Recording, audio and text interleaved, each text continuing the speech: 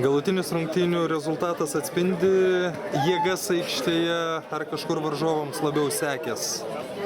Nežinau, ką mes stengiamės gintis, bet akivaizdžiai matėsi, kad stipresnė komanda, o pas mus dviejų žaidėjų, kurie žaidžia, nebuvo ir viskas. Pas mus, skaitykit, žaidžia startinis, nes žaidžiam be keitimų, jie turėjo lygiaverčius keitimus ir akivaizdžiai jautėsi, kad kiekvienas žaidėjas yra stipresnis, o ir buvę aikštelėje, kurie visą laiką žaidė ir rodydavo gerą futbolą.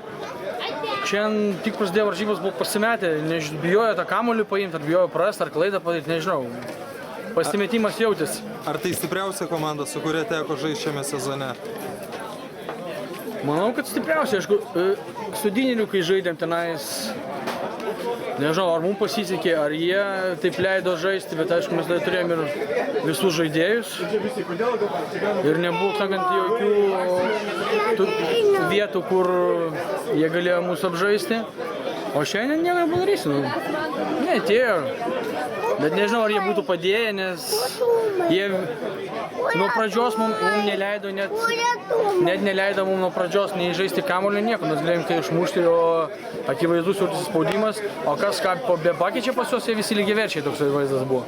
Šį sezoną vertinant, geras pasirodymas? Tai žinom, kad geras. Aišku, kai daini iki finalį pralošė, tai jau čia, apmaudu, bet... Bet lygiai taip pat tame finale galėjo būti ir dar kokios 5 komandos. Jo, galėjo būti komandos 5, bet kiek mes žaidėm, nežinau. Matau, kad viskas susideda iš to, kaip kiekvienoje komandoje susirenka žaidėjai. Jeigu pas juos susirenka visi žaidėjai, kurie turi žaisti, tai jie ir jaučiasi kitaip. Jeigu atsiranda kažkur kažkas neateina, kaip pas mus bent jau, nes mes priklausomi esam nuo startinio 5-eto, o keitimas išeidavo tik tai kažkiek pakeisti ar kai jau rezultatas visas aiškus būna.